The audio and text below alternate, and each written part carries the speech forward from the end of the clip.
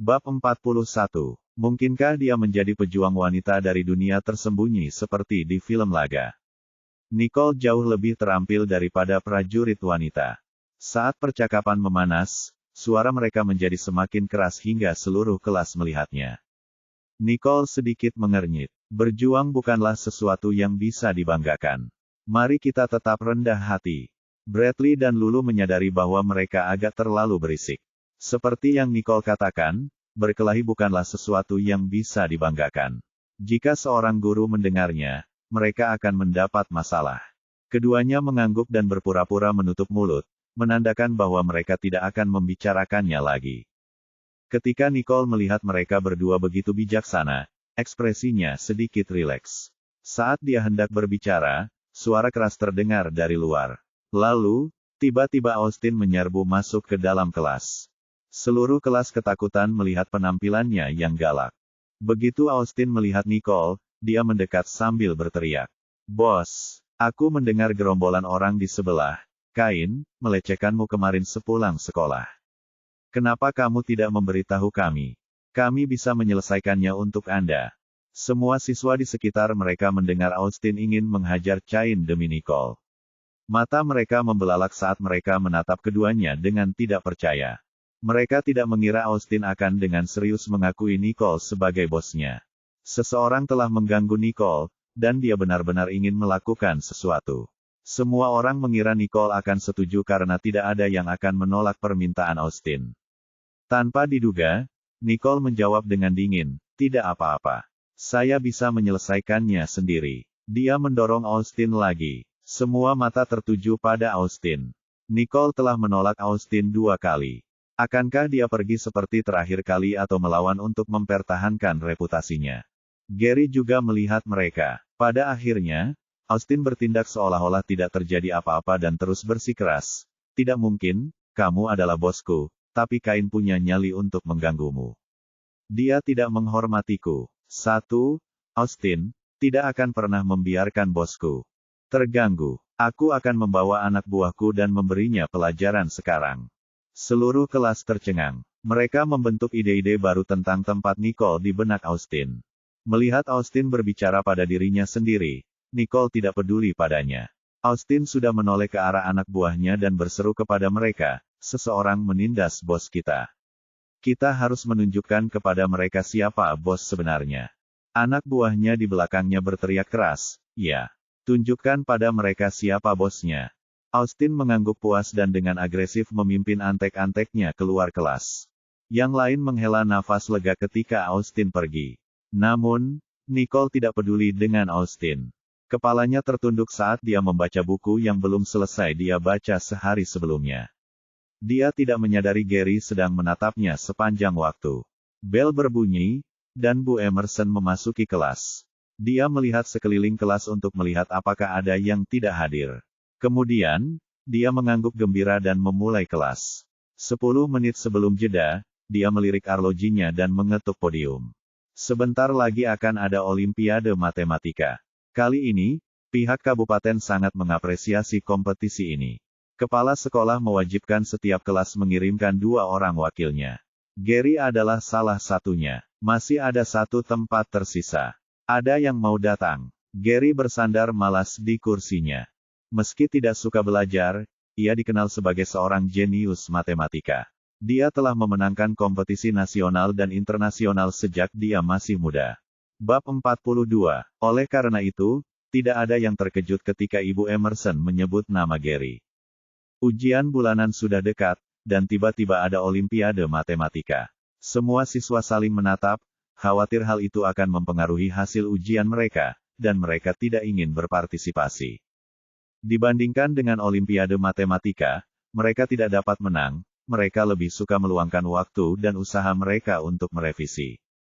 Wajah Ibu Emerson tampak tidak senang saat melihat tidak ada yang mengangkat tangan. Ia sudah mengatakan bahwa distrik menganggap persaingan ini serius. Ia tidak menyangka para siswa akan merasa malas seperti ini. Dia mengamati seluruh kelas. Semua orang di kelas itu menunduk, kecuali Nicole, yang masih menatapnya dengan tenang. Mata Bu Emerson berbinar. Ia teringat bahwa di profil Nicole, tertulis bahwa ia pernah mengikuti Olimpiade Matematika sebelumnya.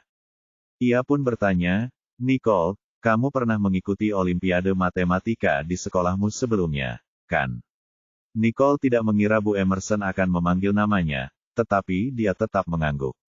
Bu Emerson mengangguk dan memberanikan diri untuk menuliskan namanya. Kalau begitu, kali ini kamu dan Gary akan mewakili kelas kita. Jangan lupa untuk mengikuti pelatihan setiap Selasa, Kamis, dan Jumat sore di ruang kuliah. Akan ada guru yang membimbing kalian berdua. Horina ini Ninala didakte. Adalah, saya, yaitu, Nicole tampaknya tidak terlalu peduli karena tidak jauh berbeda dari semua ini. Kelas. Ibu Emerson menganggap diamnya sebagai tanda setuju dan menghela napas lega. Ia sangat khawatir Nicole tidak setuju. Tidak disangka percakapan bisa berjalan sempurna ini. Memikirkan hal ini, Ibu Emerson sedikit lebih menyukai Nicole. Begitu jam istirahat dimulai, Bradley, yang tampak khawatir, berlari dan bertanya, Nicole, apakah kamu setuju untuk mengikuti kompetisi? Kudengar babak ini akan sulit. Tidakkah kamu melihat bahwa tidak ada yang mau ikut? Nicole menjawab dengan tenang, akan menyenangkan untuk menghabiskan waktu. Bradley kemudian teringat bahwa dia bisa menjawab semua pertanyaan dengan benar terakhir kali. Dia menamparkan pangkuannya dan berkata, benar, soal-soal biasa terlalu mudah untukmu. Jauh lebih menarik dan menantang untuk mengikuti kompetisi. Nicole tidak membantahnya. Ia terlalu malas untuk menjawab bahwa soal-soal kompetisi itu sama saja dengan soal-soal ujian biasa dia. Saat itu sudah jam makan siang. Nicole mengemas semua buku di mejanya dan hendak makan siang bersama Bradley dan yang lainnya. Tanpa diduga, dia mendengar seseorang menemukannya begitu dia berdiri. Nicole menoleh dan melihat Snow berdiri di pintu. Ketika dia melihat Nicole sedang menatapnya, dia tersenyum dan menggerakkan tangannya untuk memberi isyarat agar dia mendekat. Nicole berdiri diam. Dia tidak begitu dekat dengan Snow, jadi dia tidak tahu apa rencana tersembunyi Snow. Saat Snow menyadari bahwa Nicole mengabaikannya sementara orang lain sedang memperhatikannya, dia tertawa dan berjalan ke arah Nicole. Berdiri di samping Nicole, Snow menunjukkan ekspresi lembut khasnya dan bertanya, Nicole, bagaimana kalau kita makan siang bersama? Sekarang ratu kampus yang terkenal itu ada di kelas mereka. Semua orang menatap mereka dengan tidak terganggu. Salju terkenal akan kelembutan dan kemurahan hatinya. Dia tidak peduli dengan memunculkan semua orang, tetapi terus menampilkan sisi terbaiknya. Banyak anak laki-laki berdiskusi di antara mereka sendiri, lihat, dialah ratu kampus di sekolah kita. Dia benar-benar sesuai dengan namanya, kulitnya seputih salju. Banyak pula yang memuji kecantikannya. Snow sangat senang mendengarnya.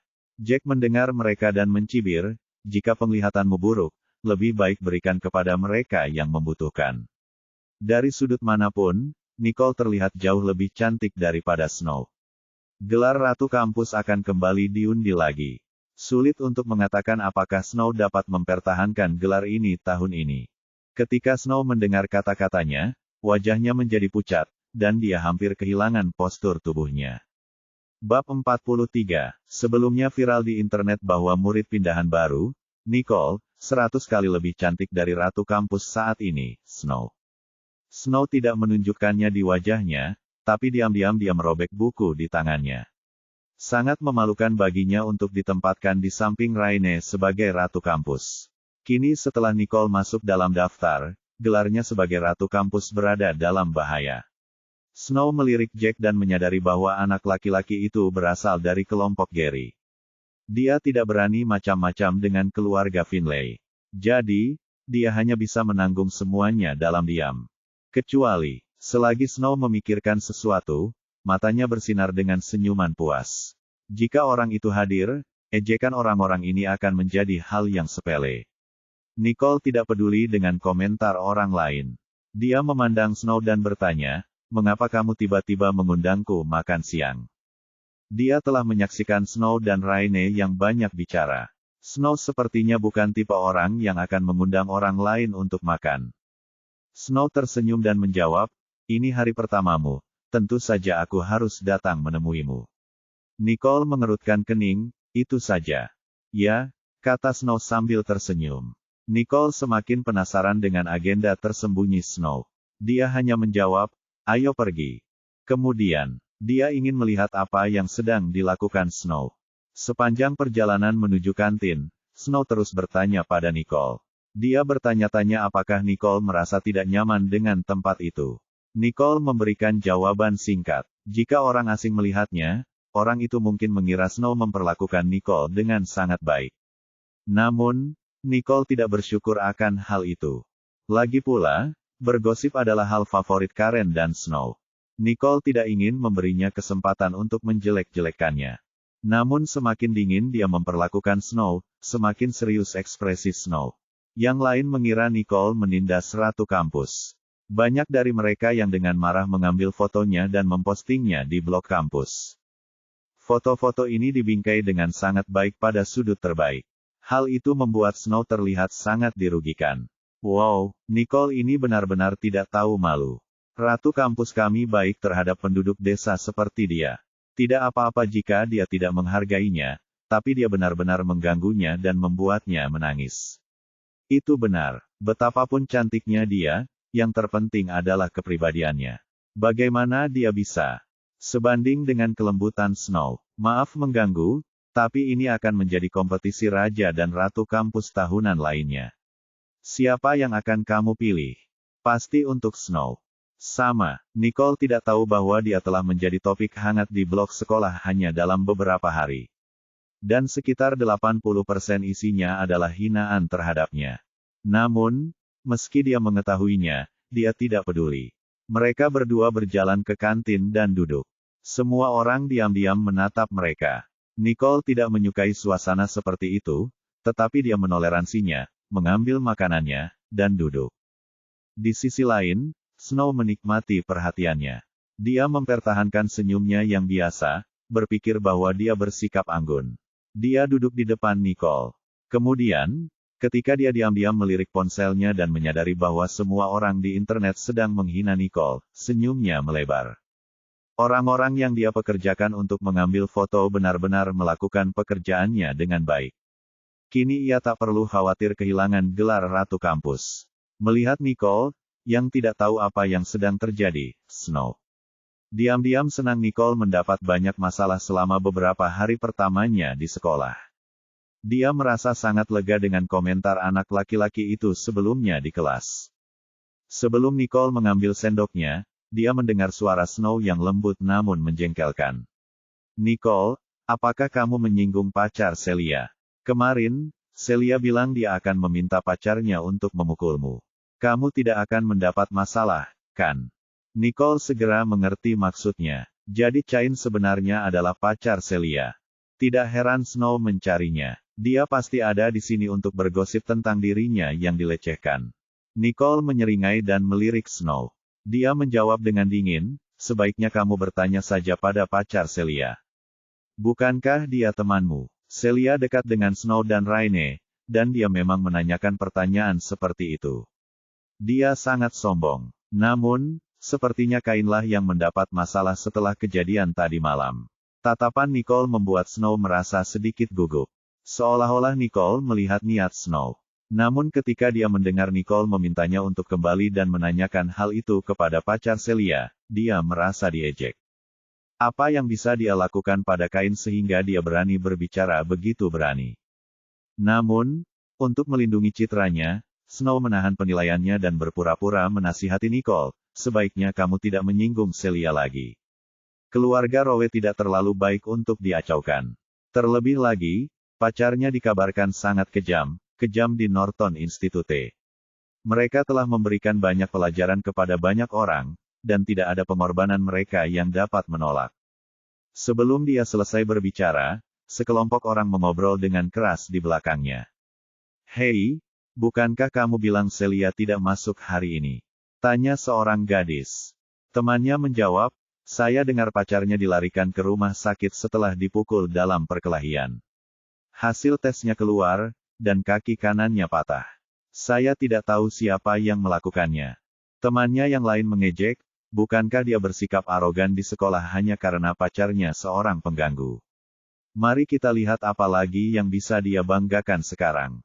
Mendengar percakapan itu, Snow tercengang. Memikirkan apa yang dikatakan Nicole, dia tiba-tiba menghubungkan titik-titik dan menemukan jawabannya. Mungkinkah Nicole yang mengalahkan Kain? Bab 44. Tidak mungkin. Meskipun Snow yakin itu tidak mungkin, dia masih menatap Nicole dengan tatapan khawatir setelah beberapa saat. Kalau begitu, apakah Kain benar-benar ada di rumah sakit sekarang? Meskipun Snow tidak bertanya kepada Nicole dengan suara keras, apakah kamu memukulnya? Pertanyaan itu terlihat jelas di wajahnya. Nicole menatap dingin ekspresi aneh Snow. Niole sudah menghabiskan makanannya sementara Snow masih linglung, jadi dia tidak ingin tinggal dan terus menjadi orang penting bagi Snow.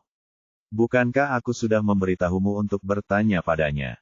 Aku sudah selesai makan, jadi aku akan pergi sekarang. Nicole kemudian berdiri dan berjalan pergi sementara Snow mengawasinya pergi. Mata Snow tiba-tiba melebar. Siapa Nicole? Bagaimana dia bisa mengalahkan Kain jahat itu? Nicole meninggalkan kafetaria dan memikirkan apa yang dikatakan Emerson tadi pagi. Ia meminta Nicole untuk mengikuti kelas pelatihan Olimpiade Matematika setiap hari Selasa, Kamis, dan Jumat sore. Saat itu hari Selasa, jadi Nicole berbalik dan berjalan menuju ruang kuliah. Gary, yang juga keluar dari kafetaria setelah selesai makan, memandangi sosok Nicole yang riang dan sedikit menyipitkan matanya. Dia sudah melihat keseluruhan adegan ketika Nicole sedang duduk bersama Snow. Dengan kata lain, dia juga melihat mulut Snow terbuka setelah Nicole pergi. Hal itu membuatnya semakin penasaran dengan percakapan kedua gadis itu. Gary tidak bisa menahan senyum ketika melihat Nicole tampak seperti tidak terjadi apa-apa. Dia berjalan perlahan di belakangnya mengikuti langkah Nicole, terus-menerus memberi jarak di antara mereka. Ketika dia melihat ruang kuliah di depan mereka, dia buru-buru masuk ke kelas bersama Nicole. Raine sedang duduk di dalam kelas ketika dia melihat Gary masuk ke dalam kelas, dan dia memasang ekspresi terkejut di wajahnya. Namun, ekspresinya langsung berubah masam ketika dia melihat Nicole masuk bersama Gary tak lama kemudian. Dia bertanya pada Nicole dengan sedikit cemburu. Kenapa kamu ada di sini, Nicole? Kelas ini khusus untuk siswa peserta kompetisi Olimpiade Matematika. Nicole menatapnya dengan acuh tak acuh, tidak mengucapkan sepatah kata pun. Gary menjawab Raine, kami mengikuti kompetisi atas nama kelas kami, jadi guru kami menyuruh kami untuk berkumpul. Raine menatap mereka dengan ragu karena dia merasa bahwa Gary bersikap protektif dengan mendengarkan apa yang dia katakan, jadi tatapannya ke arah Nicole berubah menjadi lebih bermusuhan. Nicole memandang Gary dengan acuh tak acuh setelah mendengar jawabannya. Dia sudah memperhatikan Gary mengikutinya dari belakang, namun dia tidak mau melakukan apapun karena Gary lebih suka menyendiri. Sekarang dia menyebutkan bahwa Emerson meminta mereka menghadiri kelas bersama. Nicole tidak perlu mengungkapkannya lagi. Nicole mulai berjalan dan menuju deretan kursi terakhir. Raine melihat Nicole berjalan lebih jauh, jadi dia memulai percakapan dengan Gary. Tapi Raine memperhatikan mata Gary yang mengikuti Nicole dari dekat. Dia benar-benar mengabaikan apa yang dia katakan. Dia menjadi sangat marah sehingga dia mulai meninggikan suaranya, berkata, Gary, aku sedang berbicara denganmu. Mengapa kamu datang bersama dengannya? Gary mengerutkan alisnya saat dia bertanya-tanya mengapa dia tidak menyadari betapa menyebalkan dan tidak masuk akalnya Raine sebelumnya. Jika dia tahu betapa menjengkelkannya dia tidak akan membiarkan dia mengikutinya kemana-mana lagi. Dia kemudian berjalan menuju baris kursi terakhir. Tapi ketika dia sudah setengah jalan, Raine tiba-tiba bergegas mendekat dan menyeretnya ke baris pertama. Secara kebetulan bel sekolah berbunyi, jadi Gary tidak mendorongnya. Selanjutnya, seorang pria botak berlari ke ruang kuliah dengan langkah kecil dan berdiri di atas panggung sambil memperkenalkan dirinya. Halo para siswa, saya Tuan Louis, gurumu untuk kelas pelatihan Olimpiade Matematika ini. Untuk bisa, saya yakin Anda semua adalah siswa elit dari kelas Anda. Saya akan menyimpan pembicaraan yang tidak perlu dan membagikan contoh pertanyaan tahun lalu. Kita akan membahas solusi untuk paruh pertama kelas. Untuk babak kedua, kami akan melakukan tes untuk melihat level Anda saat ini. Setelah berbicara, dia mengeluarkan setumpuk contoh pertanyaan dan setumpuk lembar jawaban saat dia membagikannya. Nicole melihatnya dan mengangkat alisnya, menyimpan contoh pertanyaan di tasnya. Dia mengisi seluruh bagian lembar jawaban dengan indah dan meletakkannya di sudut mejanya. Dia kemudian mengeluarkan sebuah buku dan mulai membacanya. Louis mengajar dengan penuh semangat di atas panggung. Dia sepertinya tidak keberatan dengan apa yang dilakukan Nicole. Nicole begitu asyik dengan buku itu sehingga kelas berakhir sebelum dia menyadarinya. Dia sangat tertarik dengan strategi peretasan yang ada di buku, jadi dia tidak pernah mengangkat kepalanya sepanjang kelas. Raine, yang meninggalkan ruang kuliah bersama Gary, mengejek Nicole ketika dia berjalan melewatinya. Tidak apa-apa jika kamu datang dari pedesaan, tapi sebenarnya kamu tidak ingin memperhatikan di kelas. Mungkinkah kamu tidak memahami satu hal pun yang diajarkan? Nicole akhirnya mulai menganggap ucapan Raine mengganggu, jadi dia menyimpan bukunya dan menatap Raine dengan dingin. Nicole kemudian menyerahkan lembar jawabannya dan segera pergi setelahnya. Raine melanjutkan di belakang punggungnya, ketahuilah posisimu dan berhentilah mempermalukan dirimu sendiri di sini. Dia bahkan menjawab lembar jawabannya dengan lengkap. Sungguh megah. Benar kan, Gary? Gary memperhatikan Nicole pergi ketika dorongan tiba-tiba muncul di hatinya. Dia bahkan tidak repot-repot melakukannya. Menanggapi Raine dan berjalan keluar dari ruang kuliah bersama Nicole. Dan Raine tertinggal di belakang, dengan marah memanggil Gary dari belakang. Nicole berjalan cukup jauh sebelum dia merasa diikuti lagi, jadi dia menoleh ke arah Gary dengan frustrasi. Gary diam-diam bersorak ketika dia melihat Nicole berbalik, tetapi dia tetap apatis dan bertanya, Tuan Louis cukup cepat di sana.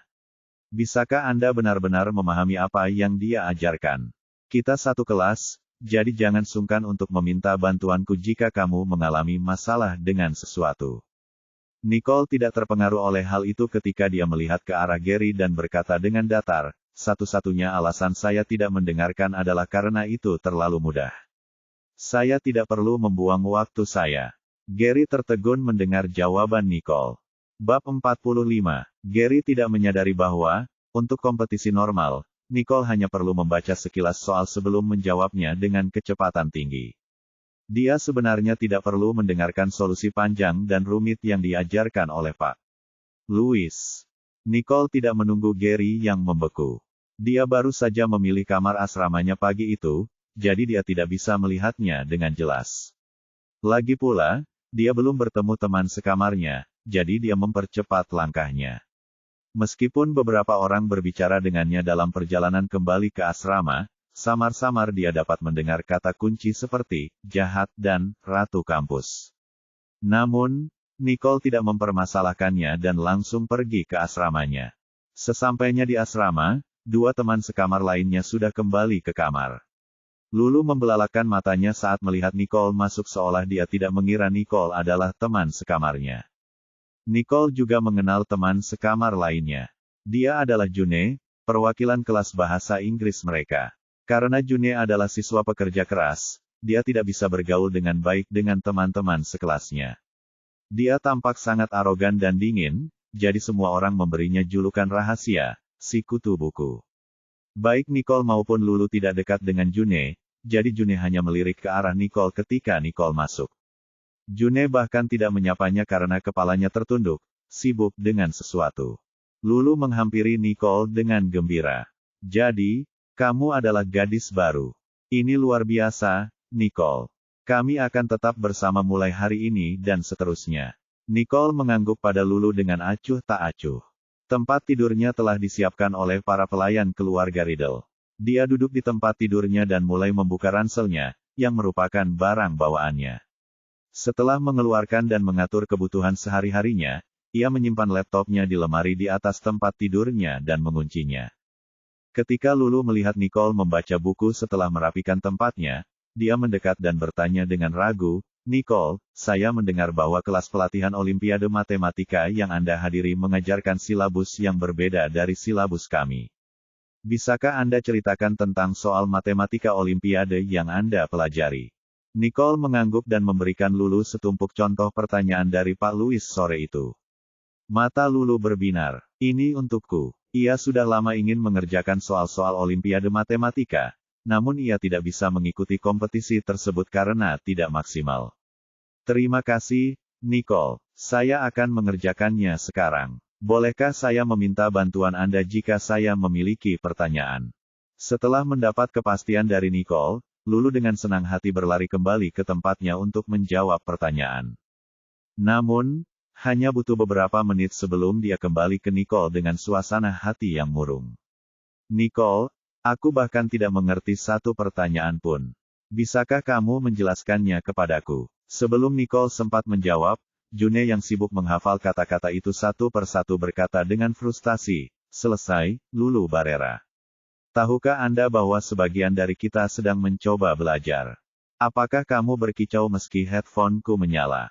June sudah kesal karena Lulu menjadi anggota komite klub belajar meskipun siswa kelasnya rata-rata. Namun June hanya bisa menjadi wakil kelas bahasa Inggris meski duduk di baris ketiga kelas. Setelah dimarahi June, Lulu merasa dianiaya hingga tidak berani berbicara lagi. Nicole memandangi wajah Lulu yang mengerut dan berkata, "Aku lapar, jadi aku berangkat ke kafetaria. Apakah kamu datang?" Lulu segera mengangguk, dan mereka meninggalkan asrama, satu di belakang yang lain. Dalam perjalanan ke kafetaria, Lulu mengatakan dia tidak mengerti bagaimana suara lembutnya mengganggu June. Nicole dan Lulu mendapatkan makanan mereka dan mulai menggali saat Lulu menanyakan solusi kepada Nicole atas soal-soal Olimpiade Matematika yang baru saja dilihatnya. Nicole memilih beberapa pertanyaan sederhana yang sesuai dengan level Lulu dan menjelaskannya kepadanya. Solusi Nicole juga sangat sederhana, jadi Lulu langsung memahaminya. Lulu kemudian memuji Nicole, "Kamu pandai sekali dalam hal ini, Nicole. Saya tidak memahami hal ini ketika Miss Emerson mengajari kami pertanyaan serupa. Saya merasa seperti saya memahami segalanya setelah Anda menjelaskannya kepada saya." Keduanya kembali ke asrama setelah selesai makan. Lulu teringat akan sikap June dan berkata sekali lagi, "Juni terlalu dingin." "Kamu pasti tidak mengetahui hal ini, Nicole, tapi saat kamu tidak berada di sini terakhir kali, kami berdua tidak pernah mengucapkan sepatah kata pun satu sama lain di asrama. Dia tidak pernah satu kelas denganku dan tidak akan pernah menanggapiku setiap kali aku menyapanya." Nicole tidak terlalu tertarik dengan drama antara gadis kecil, jadi pikirannya mulai melayang saat dia mendengarkan. Tiba-tiba, dia melihat kedai kopi Jared. Nicole teringat saat Jared mengatakan dia bisa meminum kopinya kapan saja dia mau dan mulai merindukan rasa unik dari biji kopi di toko Jared. Dia mau tidak mau menyela Lulu dan menunjuk ke kedai kopi di pintu masuk sekolah. "Apakah Anda ingin pergi ke sana? Saya pernah ke sana sekali, dan kopi mereka rasanya enak." Tidak hanya enak, tapi juga favorit Nicole. Lulu menggelengkan kepalanya dan berkata, "Aku akan lulus. Ujiannya sebentar lagi, jadi aku harus kembali dan mengerjakan revisiku. Ibuku akan sangat marah jika aku mendapat hasil buruk." Nicole tidak menyuruhnya tinggal setelah mendengarkan jawabannya, jadi mereka berdua berpisah di depan kafetaria. Nicole memperhatikan Lulu kembali ke asrama sebelum berjalan menuju pintu masuk sekolah. Tepat ketika Nicole sampai di pintu masuk, dia melihat Jared berbicara dengan manajer tentang sesuatu, mengangguk dari waktu ke waktu. "Apakah Tuan Johnston segratis itu? Kenapa dia selalu berkeliaran di tokonya?" Nicole bertanya-tanya. Nicole tidak mengenal Jared dengan baik, jadi dia tidak peduli dengan mereka. Dia berjalan ke kedai kopi dengan mantap dan menyadari bahwa menunya sekarang mencakup banyak makanan penutup selain kopi. Salah satunya juga memiliki nama yang tidak biasa, jadi dia memesan beberapa buku karena terpesona. Sebelum berjalan ke sudut dan duduk, dia memesan secangkir mocha. Di samping tempat duduknya terdapat jendela setinggi langit-langit, sehingga Nicole menikmati indahnya pemandangan matahari terbenam sejenak sebelum ia mengeluarkan buku yang ia baca sore itu dan melanjutkan bacaannya. Jared sudah melihat Nicole ketika dia masuk. Biasanya, gadis manapun yang melihatnya akan mendekatinya dan menyapanya, tapi tunangannya mengabaikannya. Sejak masuk, dia bahkan tidak melirik ke arah Jared sebelum mencari tempat untuk memesan. Sepertinya dia benar-benar di sini untuk minum kopi gratis. Apakah aku tidak semenarik kopi itu? Bab 46. Jared mulai mengerutkan kening karena frustrasi ketika dia bertanya-tanya. Dia memanggil asistennya, Max, dan membisikkan sesuatu ke telinganya. Max mengangguk pelan. Setelah beberapa saat, pesanan Nicole tiba, dan dia melihat ada 2 cangkir kopi. Dia memandang Max, yang membawa pesanannya, dan memberi isyarat agar dia menjelaskan dirinya dengan matanya. Entah bagaimana, Max yang berada di bawah tatapan Nicole merasa seperti sedang berkonfrontasi dengan bosnya. Dia menyeka keringat di sisi dahinya dan berkata dengan sopan, "Nona Riddle, ini adalah produk baru dari kafe ini. Karena Anda memiliki pemahaman yang mendalam tentang kopi kami, pemilik kafe secara khusus memerintahkan saya untuk mengirimi Anda secangkir untuk kamu cicipi." Pemilik kafe, Nicole berbalik dan melihat Jared dengan santai memainkan cangkir kopinya. Ketika dia melihatnya menatapnya, dia tersenyum main-main dan memberi isyarat padanya untuk minum kopi. Nicole merasa sepertinya dia mencoba produk baru. Dia memikirkannya dan mengangkat cangkirnya untuk menyesapnya dengan santai. Kopi baru ini kaya akan rasa dan memiliki rasa yang pekat. Itu bukan rasa kopi yang biasa, dan dia hanya punya sedikit komentar di benaknya. Jared memperhatikannya saat dia sedang minum kopi.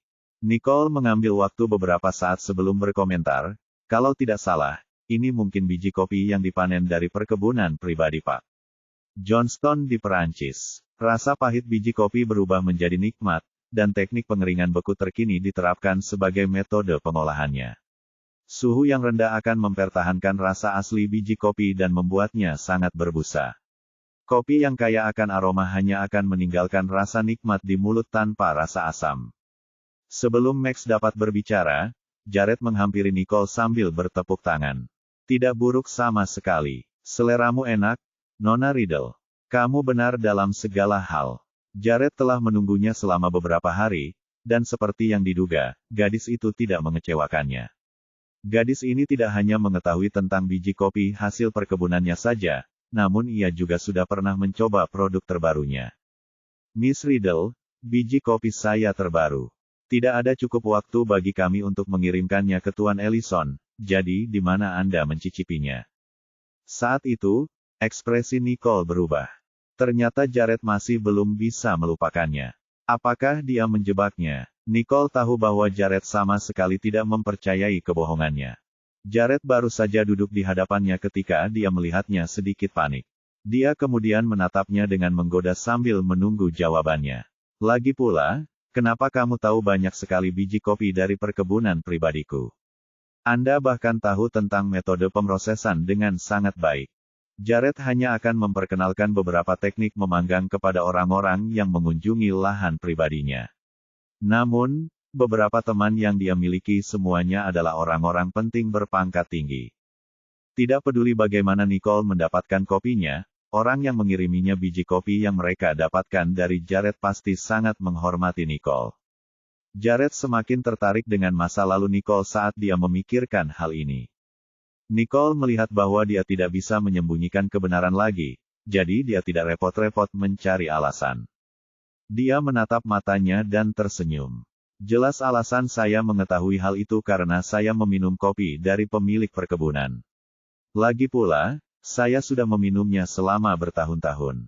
Jared semakin terkejut karena kopinya hanya akan dikirimkan kepada orang-orang paling berkuasa di dunia. Apalagi pasokannya sangat terbatas. Dan Nicole benar-benar mengatakan bahwa dia sudah meminum kopinya selama bertahun-tahun. Tunangannya sangat misterius. "Terakhir kali, Anda bilang Tuan Ellison mengizinkan Anda meminumnya, Nona Riddle. Itu jelas bohong, jadi bisakah kamu memberitahuku identitas teman yang memberimu biji kopi itu?" "Tidak." Nicole tersenyum. Senyumannya anggun dan tidak kasar, tapi tetap menutup mulutnya. Ini pertama kalinya Jared ditolak oleh seseorang, jadi matanya sedikit menyipit. Namun ia tidak bisa memaksa Nicole karena identitasnya masih menjadi misteri. "Yah, sepertinya aku hanya bisa melakukan penelitianku sendiri." Jared tersenyum saat matanya yang menggoda bertemu dengan matanya di udara. Max hanya bisa menelan ludahnya saat melihat mereka. Keduanya sama-sama seimbang, saling menatap seolah sedang berkelahi. "Terserah kamu." Meskipun Nicole sedikit khawatir dengan kekuatan keluarga Johnston, Identitasnya tidak dapat diungkapkan dengan mudah, jadi dia tidak perlu takut. Jared semakin terkesan padanya saat melihatnya begitu tenang. Untuk bisa menahan kehadirannya, Nicole jelas bukan gadis desa, apalagi pelajar biasa. Menarik, sangat menarik. Nicole menyesap kopinya lagi dan berkata pelan, apakah Tuan Johnston, Sir, sudah pulih sepenuhnya? Apakah menurut Anda dia bisa menerima pengunjung sekarang? Jared berkonsentrasi pada Nicole saat senyumnya semakin dalam. Dia tidak menyangka Nicole akan mengatakan hal seperti itu. Tidak, jawab Jared dingin. Dia menanggapi kata-kata Nicole kepadanya. Nicole mengangkat alisnya sedikit sambil berpikir, bajingan ini, Jared, pasti menyimpan dendam. Tidak apa-apa, saya akan berada di sana ketika dia siap. Lagi pula, aku masih muda. Jangan tunda pernikahan Anda sendiri, Tuan Johnston. Nicole tersenyum cerah sebelum membenamkan kepalanya kembali ke dalam bukunya. Ekspresi Jared membeku dalam hitungan detik. Wanita muda ini benar-benar tahu cara memprovokasi orang. Bab 47. Jared melihat Nicole tidak berniat berbicara dengannya, jadi dia berkata, tentu, kita akan menemuinya suatu hari nanti. Ada yang harus kulakukan, jadi aku pergi sekarang. Jared lalu meluruskan dasinya dan berdiri sebelum berbalik dan berjalan pergi dengan gagah. Hanya Max yang tahu kalau bosnya sedikit kesal. Setelah Jared pergi, Nicole hanya mendongak untuk melihat bagian belakang sosoknya. Entah kenapa, dia tiba-tiba menganggap ekspresi cemberut wanita itu menarik. Dia berhenti tersenyum dan menggelengkan kepalanya, lalu melanjutkan membaca sambil meminum kopinya. Langit menjadi gelap dalam sekejap mata, dan Nicole akhirnya memutuskan untuk kembali ke asramanya untuk beristirahat. Dia menyimpan bukunya dan bangkit setelah meninggalkan uang kertas di atas meja. Sebelum meninggalkan kafe, dia melihat Raine mengajak Gary ke tempat itu. Nicole tidak bisa menahan senyumnya karena dia tidak menyangka Raine akan muncul di kafe setelah dipermalukan di sini. Gary pun melihat Nicole dan sedikit marah saat mengingat penolakan Nicole sore itu. Jadi, dia tidak memulai percakapan dengannya, meskipun matanya masih memperhatikannya. Ekspresi Raine berubah menjadi mengerikan begitu dia melihat Nicole. Akhir-akhir ini Gary memperlakukan Raine dengan sangat dingin. Dia tahu bahwa Gary sangat tertarik dengan kafe ini, jadi dia berusaha sekuat tenaga menahan rasa malu yang didapatnya dari tamparan terakhir. Dia berhasil mengajak Gary untuk ikut bersamanya, tapi siapa yang tahu kalau Nicole akan muncul di mana-mana.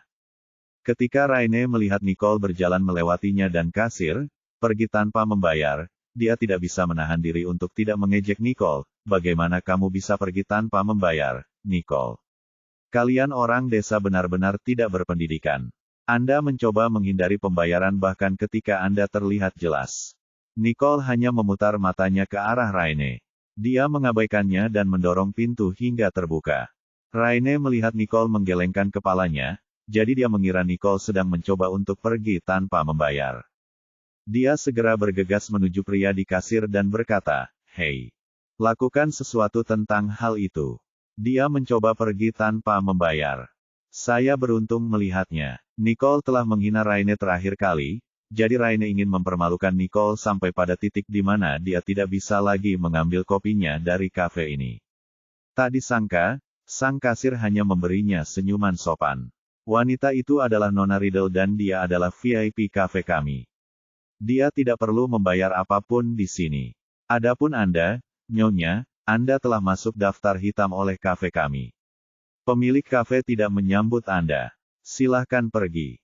Apa? Raine gemetar karena marah setelah mendengar kata-katanya. Dia tidak mengira Nicole bisa dengan mudah makan di sini secara gratis, tapi dia diusir. Bahkan ketika dia ingin menghabiskan uangnya di sini. Bagaimana kamu menjalankan bisnismu? Tahukah kamu siapa saya? Beraninya kamu memasukkanku ke dalam daftar hitam. Apakah kamu ingin bisnismu tutup? Kasir yang bersikap sopan padanya segera mengubah sikapnya atas ucapannya. Aku tidak peduli siapa kamu, tapi peraturan kafe kita tetap ada. Jangan bertindak terlalu kejam di sini, atau kamu akan membayarnya. Dua pengawal berbadan besar muncul di belakang kasir setelah dia selesai berbicara, menatap ke arah Raine. Raine ingin terus berbicara, Tapi Gary tidak tahan lagi berada dalam situasi yang memalukan, jadi dia berbalik dan pergi. Dia tidak pernah ditolak oleh siapapun sejak dia masih muda. Raine benar-benar membuatnya malu. Raine panik ketika dia melihat Gary pergi, jadi dia segera berlari mengejar Gary setelah menatap tajam ke arah kasir. Gary, tunggu. Max berjalan menuruni tangga setelah Raine dan Gary pergi dan memuji kasir, kamu melakukannya dengan baik. Raine meneriaki tunangan bosnya dan bahkan mengancam orang-orang di wilayah Johnston. Dia jelas sedang mencari masalah. Max lalu berjalan ke arah Nicole. Kami minta maaf telah mengagetkan Anda, Miss Riddle. Tidak apa-apa. Nicole tersenyum, tidak merasa kesal. Sebaliknya, dia merasa lega karena Jared telah memasukkan Raine ke dalam daftar hitam. Tolong terima kasih Pak Johnston untukku. Saya akan sering berkunjung ke sini. Nicole melambai dan pergi setelah berbicara. Max sedikit terkejut sambil berpikir, Nona Riddle tampak bahagia. Saat itu juga, kasir menghampiri Max. Graham, wanita itu baru saja meninggalkan sejumlah uang di atas meja. Max mengambil uang kertas itu dan tersenyum. Wanita ini sungguh menarik. Dia berpikir, Tuan, Johnston sudah mengatakan bahwa Nicole tidak perlu membayar apapun di sini, tetapi dia menolak berhutang apapun padanya. Orang-orang seperti dia jarang ditemukan akhir-akhir ini. Langit gelap, dan lampu jalan di kampus menyala semua. Nicole berjalan perlahan menuju asramanya dengan tas di tangannya, dan tidak butuh waktu lama baginya untuk mencapai asramanya. Saat dia hendak menaiki tangga, dia merasakan ada sesuatu yang akan jatuh dari atas. Reaksinya cepat, jadi dia segera mengelak. Tiba-tiba, sebuah batu mendarat di tanah, dan terdengar suara keras. Batu, dia berpikir, siapa yang melakukan lelucon memuatkan itu? Jika aku tidak menghindari batu itu, tengkorakku akan retak. Dia merasakan batu itu baru saja dilempar dari asrama sebelahnya. Asrama itu untuk laki-laki, jadi dia tidak tahu siapa yang menaruh begitu banyak dendam padanya sehingga dia harus memukulnya dengan batu. Pelakunya masih memandangnya dari lantai 10 dan kesal karena batu itu tidak mengenainya. Orang itu mengejek dan memasukkan kepalanya kembali. Nicole tidak melihat wajahnya, tetapi dia bertanya-tanya, saya baru saja pindah ke asrama hari ini, jadi saya tidak seharusnya menyinggung siapapun di sini. Meski bingung, dia hanya berjalan ke asramanya dengan tenang tanpa berkata apa-apa. Ketika dia keluar dari kamar mandi, dia mendengar Lulu berseru dari tempat tidur di sebelahnya, Nicole, lihat forum sekolah sekarang. Semua orang sibuk di sana. Mereka bilang kamu menindas salju, jadi kamu tidak pantas menjadi ratu kampus. Bab 48. Lulu tahu bahwa Nicole jarang menghadiri forum sekolah, yang berarti dia tidak mengetahui hal-hal tersebut. Nicole mendengar ini dan mengeluarkan ponselnya untuk memeriksa forum sekolah. Ia langsung melihat postingan berisi foto dirinya dengan ekspresi dingin dan Snow yang sedang menyeka air mata dari sudut matanya. Foto itu diambil dari sudut yang sangat bagus, memperlihatkan Snow menggigit bibirnya, matanya merah. Sangat indah. Komentar tersebut pada dasarnya merupakan penghinaan terhadap Nicole, mengatakan bahwa dia menjadi terlalu sombong setelah menjadi ratu kecantikan dan mulai menindas Snow. Selain itu, beberapa orang sangat ekstrim sehingga mereka mengirimkan ancaman pembunuhan, mengatakan bahwa mereka akan membunuh Nicole untuk membalas dendam pada Snow, yang dengan jelas menunjukkan bahwa mereka adalah penggemar Snow. Nicole memikirkan kejadian tersebut dan menyadari bahwa foto ini diambil ketika Snow mengatakan kepadanya bahwa dia tidak akan menimbulkan masalah lagi.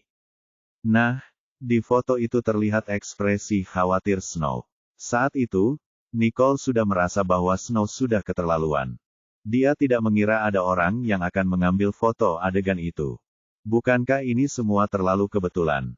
Nicole terus menggulir ke bawah dan benar-benar menemukan respons Snow terhadap masalah tersebut. Jangan bicara soal Nicole seperti ini kawan. Dia cantik, jadi wajar kalau dia sombong. Aku baik-baik saja. Terima kasih atas semua perhatiannya. Snow hampir mati sebelum dia mengakui bahwa Nicole lebih cantik darinya. Dia bahkan mengertakkan gigi karena marah ketika memikirkan wajah Nicole saat dia mengetik komentar itu. Namun, jawabannya menunjukkan bahwa Nicole benar-benar menindasnya. Jadi para penggemarnya patah hati untuknya, mengatakan bahwa mereka pasti akan membuat Nicole membayar. Bahkan orang-orang yang tidak mengetahui apa yang terjadi pun mengkritik Nicole. Nicole mengangkat alisnya saat melihat ini. Snow benar-benar tahu cara memainkan kartu pengorbanan, pikir Nicole. Namun, ini bisa menjelaskan dari mana datangnya batu yang ditujukan padanya. Nicole menduga anak laki-laki itu adalah penggemar Snow, jadi dia membalas dendam pada Snow. Nicole menyegarkan kembali forum sekolah dan menyadari bahwa beberapa orang masih mencari tahu tentang latar belakang dan detail pribadinya. Namun, keterampilan mereka terlalu lemah, sehingga mereka bahkan tidak bisa menembus firewall pertama yang dibuatnya. Karena siswa terbaik di sekolah tidak dapat mencari apapun tentang latar belakang Nicole, mereka semua mengatakan bahwa Nicole tidak memiliki riwayat sama sekali, jadi dia tidak pantas dinobatkan sebagai ratu kecantikan. Nicole membaca kata-kata itu dengan setengah hati sambil mengusap rambutnya yang basah dengan handuk. Lengan cantiknya terlihat di balik jubah mandinya, jadi dia tampak lebih halus dengan kontras rambutnya yang hitam pekat. Dia melihat postingan itu tanpa ekspresi seolah-olah diskusi itu bukan tentang dirinya. Lulu mau tidak mau bertanya dari ranjang atas, Nicole, semua orang menjadi gila di forum sekolah dengan mengatakan bahwa kamu tidak berada di level yang sama dengan Snow dan bahwa kamu tidak pantas menjadi ratu kecantikan. Apa yang akan kamu lakukan? Nicole menjawab dengan malas, tidak banyak. Dia kemudian membersihkan tempat tidurnya setelah berbicara dan membuang ponselnya ke samping seolah tidak ada yang mempengaruhi dirinya. Bahkan June meluangkan waktu belajar untuk melihat Nicole, hal yang jarang terjadi. June mengira Nicole akan bertingkah seperti gadis lain, menjadi marah dan frustrasi. Dia tidak menyangka Nicole akan bertindak seolah-olah tidak terjadi apa-apa. June melihat waktu dan melihat bahwa saat itu sudah jam 9:30 malam. Jadi, dia mematikan lampu begitu saja tanpa mempertimbangkan fakta bahwa Nicole masih bersih-bersih.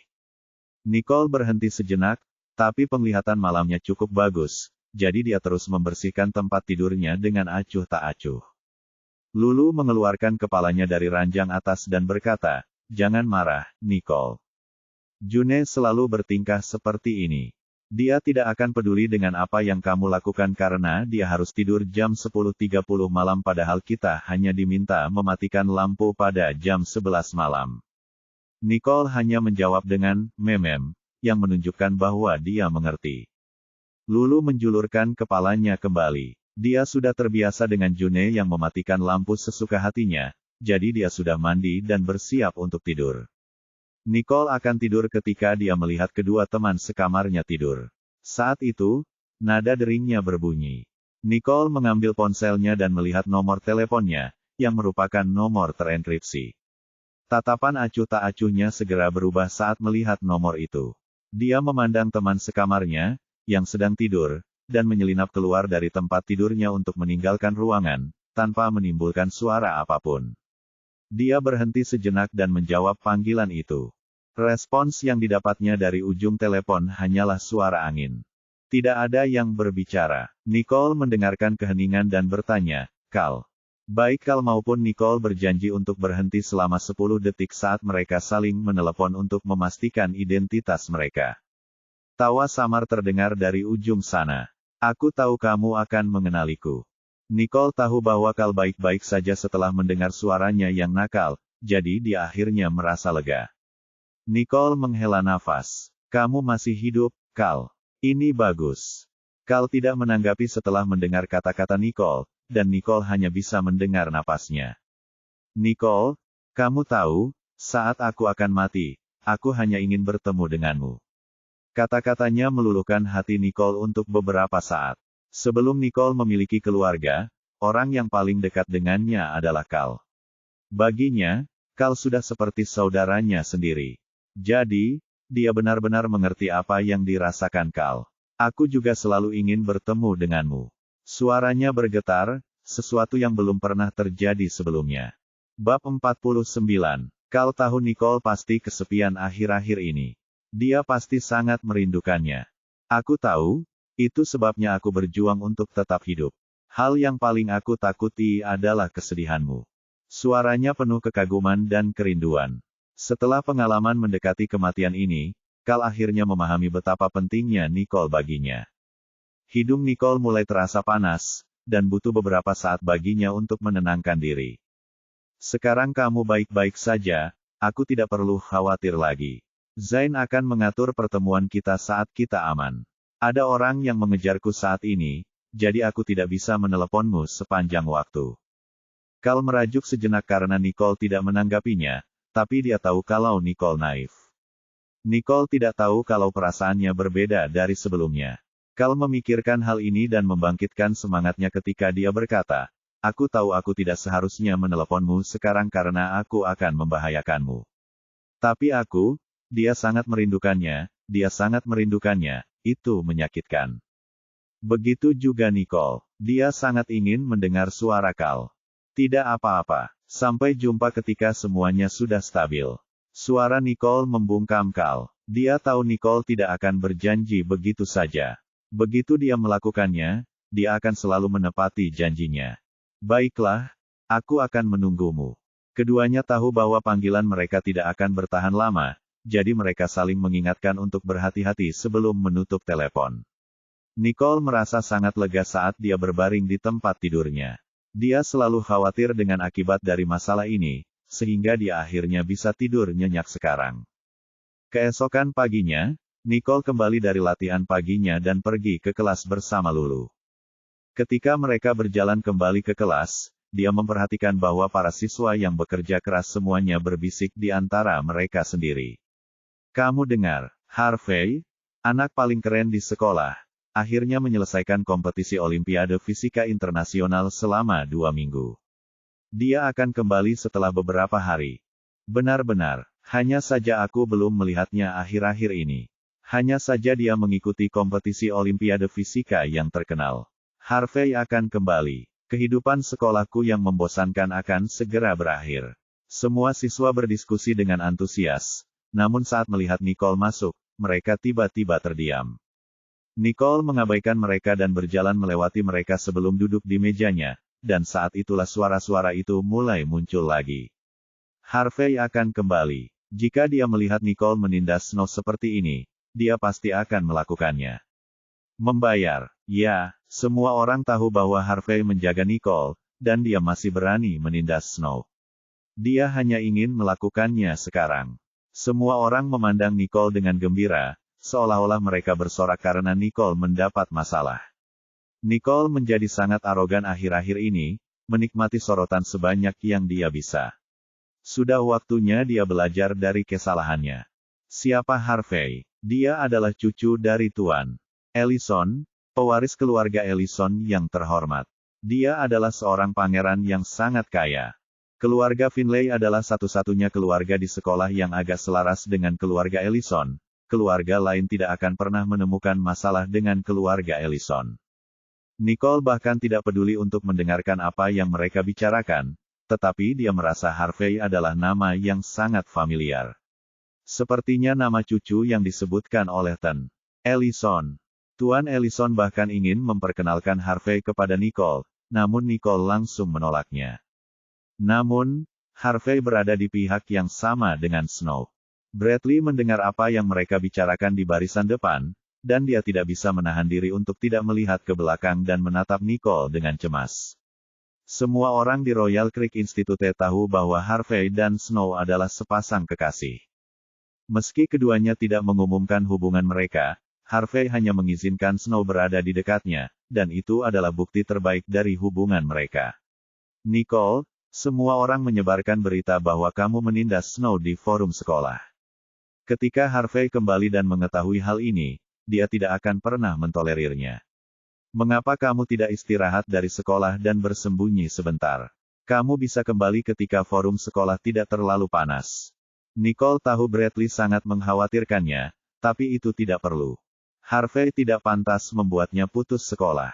Nicole memandang Bradley dengan tenang dan mengeluarkan buku Esperian untuk dibaca. Jack duduk di belakang Nicole. Dia melihat Nicole sedang membaca buku yang berbeda dari yang biasanya dia baca, jadi dia berbalik dan berkata kepada Gary, "Gary, Nicole tahu lebih banyak. Bagaimana penduduk desa bisa memahami bahasa Esperian?" Gary awalnya bersandar malas di kursi, menatap Nicole yang menjadi topik pembicaraan semua orang. Dia mengerutkan alisnya mendengar kata-kata Jack, tapi dia tidak mengatakan apa-apa. Penglihatannya bagus, sehingga dia bisa langsung melihat grafik anatomi yang bertuliskan Esperian di halaman sampul. Itu adalah buku kedokteran. Masyarakat harus tahu bahwa buku kedokteran dalam bahasa asing pada dasarnya tidak masuk akal. Bahkan Gary harus berjuang keras untuk membacanya, jadi dia tentu saja berasumsi bahwa Nicole tidak mungkin memahami buku itu. Namun, dia memikirkan bagaimana Nicole mengatakan bahwa soal Olimpiade Matematika terlalu mudah dengan wajah serius, dan dia berubah pikiran. Bisakah Nicole benar-benar memahami buku itu? Saat itu, sorakan nyaring terdengar dari luar pintu. Tak lama kemudian seorang gadis berwajah menggoda masuk, diikuti oleh 5 atau 6 gadis, semuanya cukup cantik.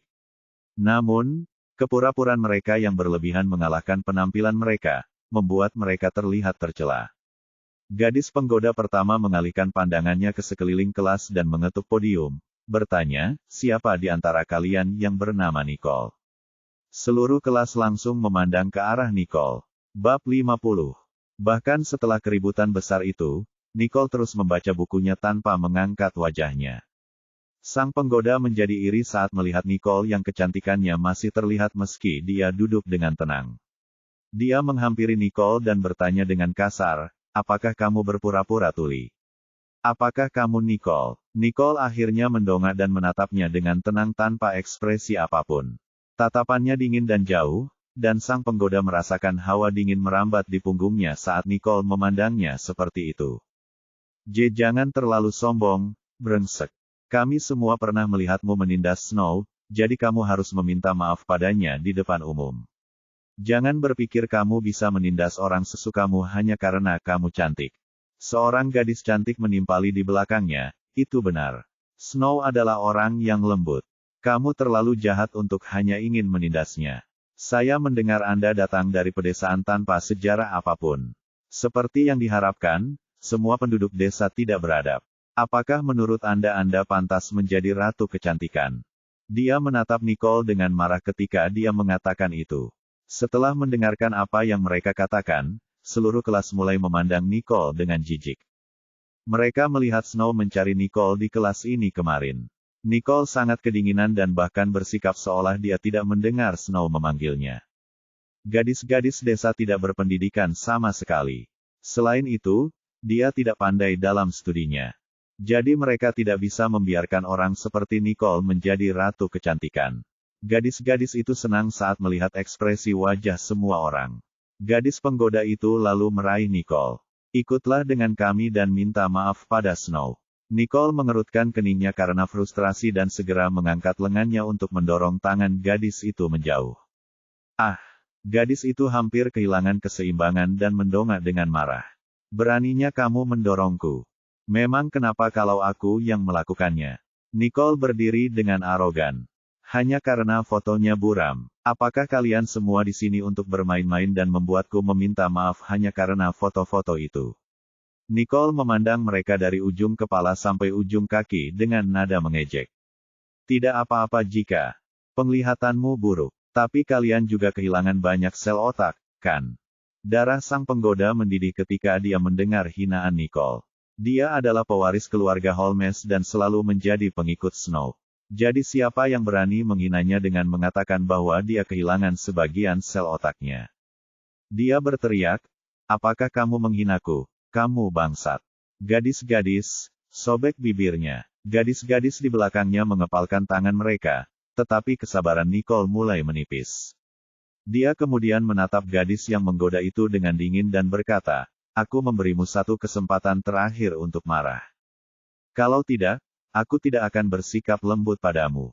Nicole tidak pernah memukul perempuan, tetapi jika laki-laki ini terus berbuat jahat, Nicole tidak akan membiarkan mereka pergi. Bagaimana mungkin gadis penggoda itu menyerah? Dia sudah kesal dengan Nicole. Nicole hanyalah murid pindahan dari pedesaan, tapi dia terlalu menikmati pusat perhatian setelah Austin mengakuinya sebagai bosnya. Kini, Nicole malah mengejar gelar ratu kecantikan Snow. Keberuntungannya membuat semua orang marah. Dia tidak akan pernah melepaskan Nicole. Dia memikirkan hal ini dan menyerang lebih dulu, menjulurkan cakarnya yang panjang untuk mencakar wajah Nicole. Dia percaya bahwa Nicole tidak akan berarti apa-apa setelah dia merusak wajah Nicole. Gadis penggoda itu sibuk merencanakan sesuatu dalam pikirannya, dan gadis-gadis di belakangnya semua menyerang rambut, mata, dan dada Nicole dengan tinju mereka. Sang penggoda tersenyum jahat dan menerkam Nicole seolah dia sudah bisa membayangkan wajah Nicole setelah dicakar olehnya. Ketika siswa di kelas melihat apa yang terjadi, mereka semua mengira Nicole akan lari ketakutan. Bagaimanapun, Ashley Holmes adalah seorang senior. Mereka semua pernah melihat Ashley dan teman-temannya menindas orang lain, menargetkan bagian terlemah dari tubuh gadis-gadis itu. Gadis-gadis yang ditindas oleh mereka semuanya sangat sedih, jadi mereka mengira Nicole juga akan mengalami nasib yang sama. Namun, saat tangan gadis penggoda itu hendak menyentuh Nicole, Nicole segera mengulurkan lengannya. Sebelum para murid dapat melihat gerakannya, dia telah mencengkeram leher penggoda itu dan menjepitnya ke dinding karena kelembaman. Gadis-gadis yang tersisa belum pernah melihat perkelahian seperti itu, jadi mereka takut dan hampir berhenti berkelahi. Tapi Nicole tidak memberi mereka kesempatan. Dia menghindari tangannya dan mengulurkan lengannya yang lain. Pukul, pukul, pukul, masing-masing mendapat tamparan di wajahnya. Orang-orang itu kemudian terjatuh di atas meja satu persatu. Apa yang terjadi? Gadis-gadis yang terjatuh merasakan sensasi terbakar di wajah mereka. Mereka tidak tahu bagaimana mereka akan dilempar ke sini hanya dengan satu pukulan. Karena kalian semua perempuan, aku hanya menggunakan salah satu tanganku. Jika ini terjadi lagi, jangan salahkan saya karena bersikap kasar kepada Anda. Mata Nicole memancarkan aura pembunuh sebelum dia mengeluarkan tisu dan menyekat tangannya seolah dia merasa tangannya kotor. Mata semua orang melebar saat melihat gerakannya. Ya ampun, dia keren sekali, bisakah Nicole mengatur para senior hanya dengan satu tangan? Dipindai dengan Chump-Channer, tepat sekali. Banyak dari penampilan mereka berubah dari meremehkan menjadi kekaguman.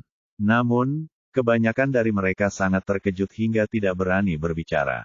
Adapun Ashley dan teman-temannya, mereka benar-benar tercengang saat melihat Nicole ketakutan. Mereka selalu menindas orang dalam geng, jadi tidak ada gadis yang mereka kenal. Mereka yang dilecehkan bisa melawan. Tapi Nicole kuat, mengalahkan mereka sampai mereka bisa melihat bintang. Bahkan pipi mereka bengkak. Terlebih lagi Nicole hanya menggunakan satu tangan. Jika Nicole menggunakan dua tangan, bukankah keduanya akan tergeletak di tanah?